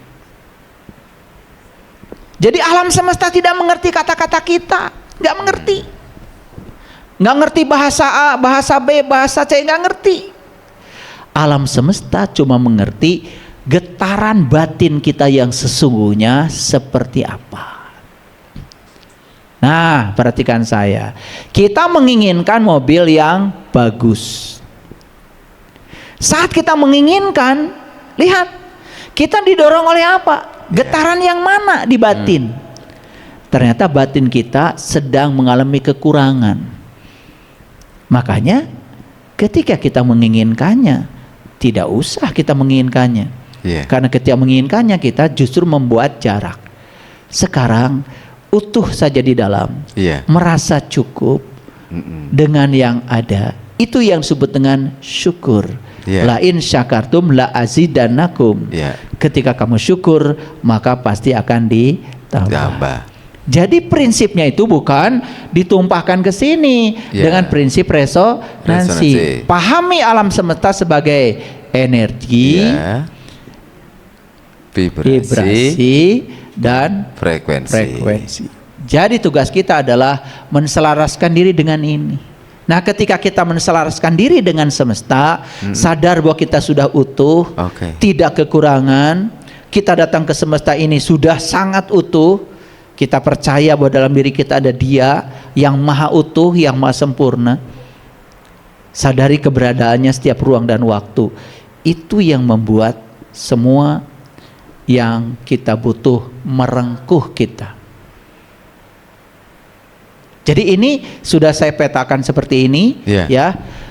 Jadi harapan saya dari penjelasan sini sudah mulai nih ada oh ternyata rumusnya udah ketemu ya di awal ya. Awas pulang dari sini jangan lupa rumus itu. Merasa butuh, yang kita butuh menjauh. Merasa utuh, maka yang kita butuh merengkuh. Jadi pulang dari sini, saya sekarang akan coret huruf B. Saya tidak merasa butuh, saya merasa utuh. Nah, merasa utuh akan menarik keutuhan. Oke ya. Bahkan ya, saya bukan mau cerita diri sendiri. Ini bukan, karena kalau saya nggak cerita nanti dianggapnya saya bohong. Ya, yang sering saya sampaikan, kita dulu berpikir saya akan punya mobil kalau saya punya uang, maka fokus kita pada uang gitu, untuk dapat mobil. Jadi uang segalanya. Kadang-kadang uang jadi Tuhan. Orang bisa berantem karena uang, orang bisa sedih karena uang. Jadi uang jadi Tuhan. Apa tidak bisa gitu uang di bypass? Saya coba praktek. Saya akan punya mobil walaupun gak pakai uang. Saya bypass itu. Hanya menggunakan tadi keselarasan dengan semesta, merasa utuh.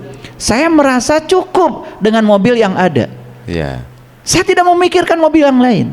Merasa utuh dengan mobil yang ada. Itu aja. Mobil-mobil yang lain malah datang. Padahal saya tidak menginginkannya. Jadi ternyata yang menarik itu bukan keinginan, tetapi perasaan utuh itu yang namanya syukur. Bapak Ibu ya, terutama ini yang di sini mau udah kebagian energi saya nih langsung ya. Ini yang di rumah yang sedang mendengarkan kajian saya. Ini penting. Sampai saya itu begitu besarnya cinta kasih pada Bapak Ibu membuat kajian ya. Betapa dahsyatnya energi sepertiga malam. Itu karena saya ingin membagikan pengalaman itu. Karena saya biasa bangun di situ. Jam 1, jam 4 saya pasti bangun. Dan di situ hati-hati. Jangan ada keluh kesah, jangan ada keraguan. Justru di situ yang ada itu adalah keyakinan, kepercayaan. Kalau di situ kita memancarkan energi keraguan, aduh bahaya sekali, karena gelombang kita di situ sedang di gelombang alfa. Respon semesta sangat cepat. Itu dulu Pak Sugeng. Keren sekali ya. Silakan, ada yang mau ditanya? Paparannya luar biasa. Kita juga dapat pola-pola yang keren. Dapat melihat nasib itu datangnya dari mana. Wah, luar biasa. Bagi sahabat-sahabat yang di rumah yang sedang live juga, kalau ada kendala untuk ini jangan khawatir, nanti akan ada tayang ulangnya gitu. Tim akan kirimkan kalau tidak dapat gitu. Bagi sahabat-sahabat yang di studio juga gak usah khawatir, kalau dari tadi nangkapnya loading gak apa-apa, nanti ada tayang ulangnya ya. Oke, mungkin Ayah supaya agak calling down dulu nih ya, kita beri kesempatan mungkin ya yang di silakan. studio. Ada yang mau nanya boleh? Mungkin dari studio ada yang bertanya, silakan. Nah, karena di Ngareksa ini perbedaannya begini, kita akan ada interaktif. Silakan kalau ada yang perlu dipertegas lagi atau diperjelas lagi dari kajian ini. Silakan. Ada?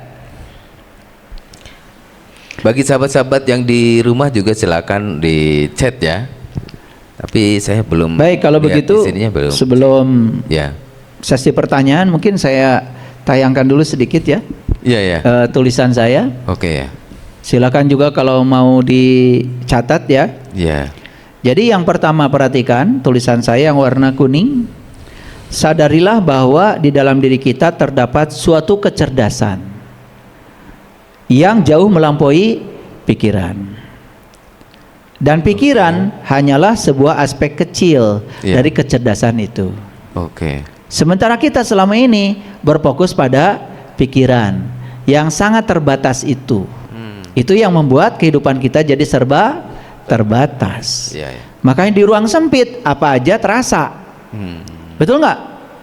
Ledakan kecil aja di ruang sempit terasa. Kalau di ruang yang luas, ledakan besar juga tidak terasa. Itu yang membuat kita sering mudah sekali kena ledakan. Bukan ledakannya yang berbahaya, ruang kita yang sempit. Ruangnya yang sempit. Karena ruang pikiran. Keindahan, kasih, kreativitas, sukacita, damai hanya akan timbul melalui kecerdasan yang melampaui pikiran itu. Jadi bagaimana kita bisa hidupnya indah, penuh kasih, kreativitas, sukacita, kalau kita tinggal di situ tadi. Ya, ya. Di ruang sempit itu. Betul. Yang bernama pikiran. Pikiran.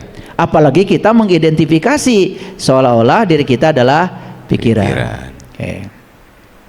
Ketika kita sudah mampu menemukan kecerdasan yang melampaui pikiran, ya, nah ini harus belajar. Ya. Belajar sama orang yang sudah tahu dan mengalami. Ya. Jangan meniru. Ingat ya, mulai sekarang saya tidak mau belajar meniru. Tapi ingin belajar mengalami. Mana yang bagus? Cerita Ibrahim atau jadi Ibrahim? Jadi Ibrahim. Cerita Ibrahim berarti meniru. Yes. Menjadi Ibrahim berarti mengalami. Mau cerita Musa atau menjadi Musa? Menjadi Musa.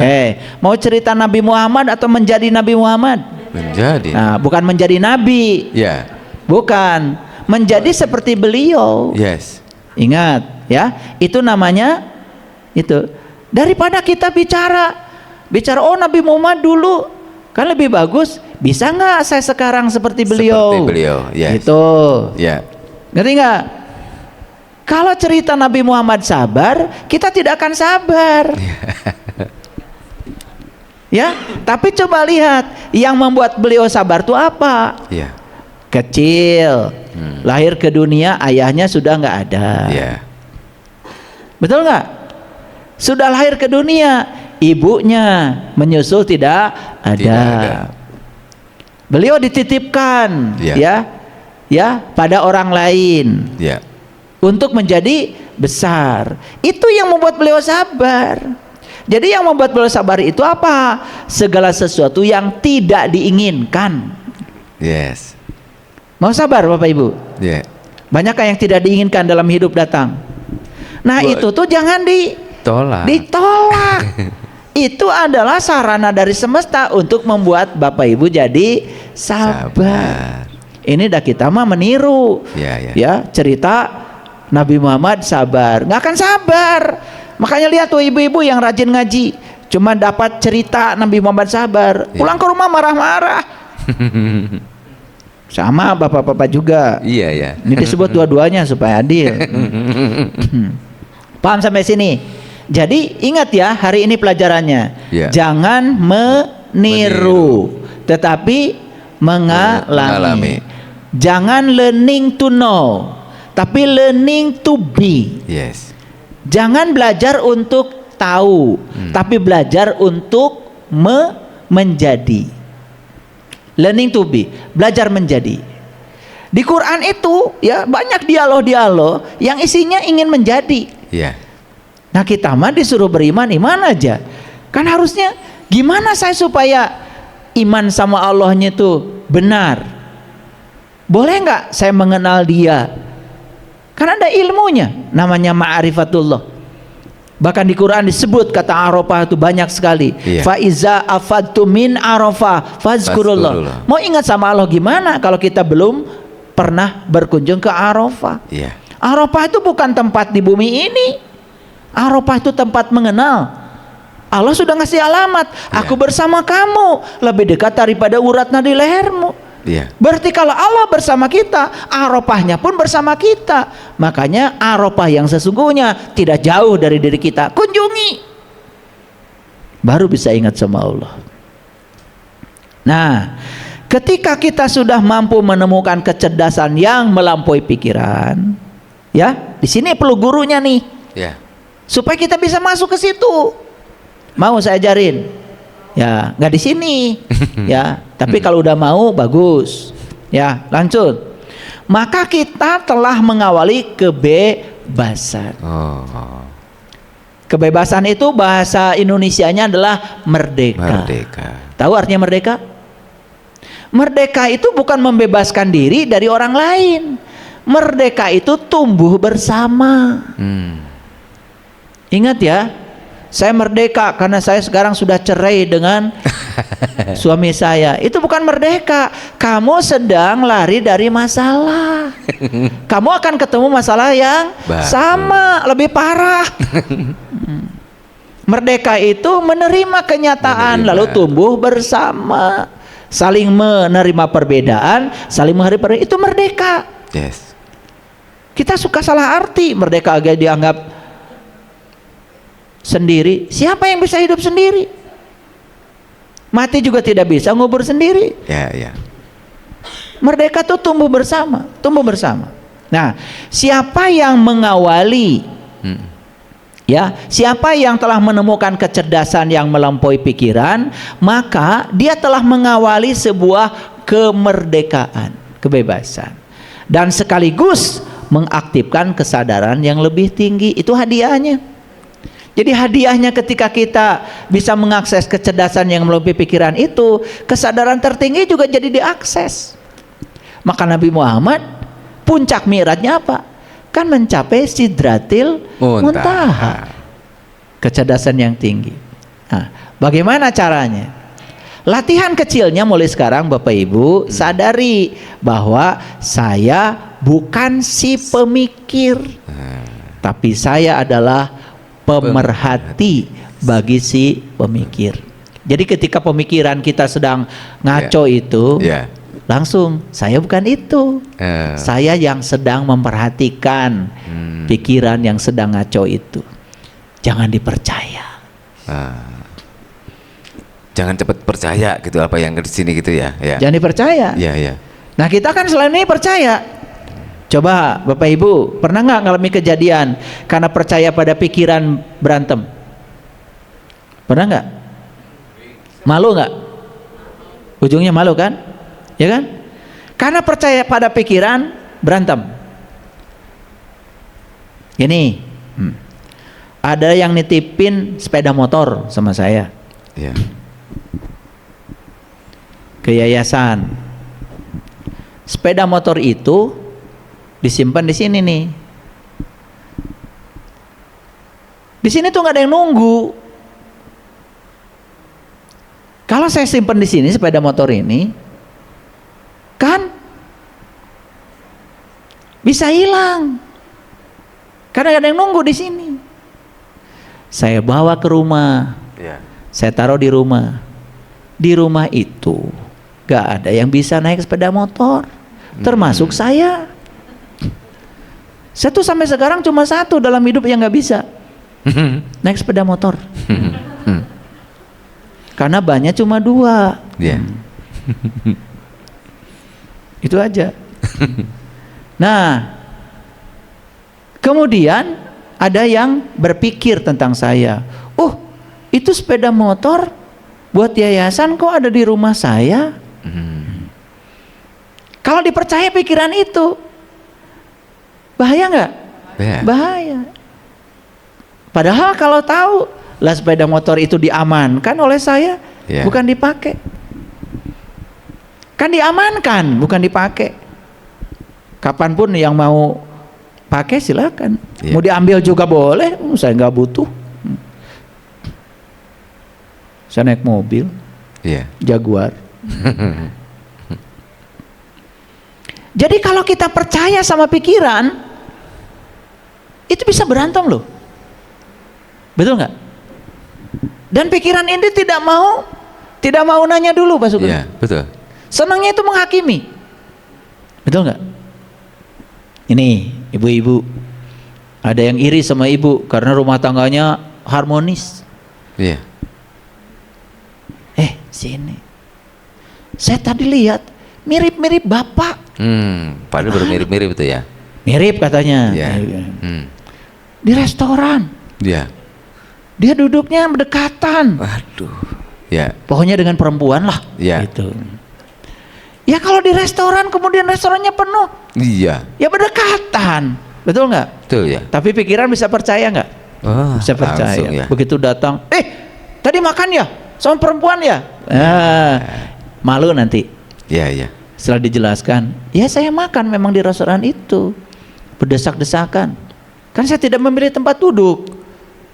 Kebetulan aja di samping ada perempuan. Mau saya makan sendiri, malu nggak kalau digituin? Tapi pikiran udah duluan kan? Udah duluan ya. Nih, saya kasih tahu. Sering nggak Bapak Ibu tertipu oleh pikiran? Nah, sekarang latihannya apa? Saya bukan pikiran. Saya bukan si pemikir, tapi saya pemerhati bagi si pemikir. Nah, itu kejadian berita dari orang lain. Iya. Anggap berita itu ada. Tapi karena pakai ilmu ini, ketika pikiran mulai Ya. menafsirkan berita itu, Betul, menghasut. saya bukan si pemikir. Saya pemerhati bagi si pemikir. Yes. Barangkali itu salah. Ya. Lebih bagus nanti saya tanya langsung pada suami saya. Ya. Nanti kalau waktunya sudah rileks, Yes. saya akan tanya sama dia. Selamat nggak kalau gitu? Selamat ya. Aman nggak kalau gitu? Aman, terkendali ya. Mau nggak praktek itu? Yuk, praktek ya. Mau ya? Praktek pokoknya. Kan tidak mau meniru. Ya. Mau apa? Mau mengalami. Beruntung nggak Bapak Ibu datang hari ini di sini? Ini ilmu mahal Bapak Ibu. Ya, ini hasil riset yang sangat panjang dari banyak ahli-ahli kesadaran. Betul ya, betul. Yang saya tinggal dikasih aja Bapak Ibu tinggal nerima. Ya. Tapi setelah ini jangan meniru. Ya. Harus praktek. Sederhana nggak caranya? Oke. Jadi apa yang harus dibawa dari Jelekong hari ini? Nah, ini perhatikan nih. Ya. Ini. Satu, tulisan saya yang pertama. Ya. Merasa Mulai sekarang saya tidak mau merasa butuh. Tapi saya merasa utuh. utuh. Oke. Saya bisa menerima semua hal yang ada pada diri saya saat ini, di sini seperti ini apa adanya. Oke. Saya bersama Allah yang Maha mencukupi saya. Saya tidak kekurangan sesuatu apapun. Karena bersama Dia segala kebutuhan saya pasti disediakan Dia. Ingat, yang dibutuhkan bukan yang diinginkan. Nah, itu yang pertama. Tadi banyak tuh macam-macam saya jelaskan. Lalu yang terakhir, setelah ini ketika pikiran berbicara macam-macam, itu bukan saya. Saya bukan si pemikir. Ya. Tapi saya yang sebenarnya adalah si pemerhati bagi si pemikir. Saya adalah kesadaran yang jauh melampaui pikiran saya. Itu aja hari ini. Oke, luar biasa ya. Pesan-pesan yang sangat dalam dari ayah dari awal sampai itu, yakin kita semua bisa berubah dengan kajian-kajian ayah ini ya. Kita mulai hilangkan cara-cara meniru. Yuk kita mulai mengalami sedikit demi sedikit, baik di rumah. Yuk kita mulai alami. Kemudian dari pikiran tadi kita sudah, ternyata turunnya dari pikiran itu akan mempengaruhi terhadap nasib kita. Jadi mulai ayo kita ngaji di Jelekong ini, ngariksa ini kita harus menjadi berubah ya, berubah dulu diri kita dulu, kemudian keluarga akan berubah, lingkungan akan berubah, sehingga pokok harapannya semua akan menjadi keren. Terima kasih ayah, waktunya selalu memberi cinta kasih terus kepada kita tanpa batas. Pemirsa semua juga yang di rumah, sampai ketemu di kajian ngariksa berikutnya dan kajian-kajian yang keren dan luar biasa dari ayah guru berikutnya. Terima kasih. Wassalamualaikum warahmatullahi wabarakatuh.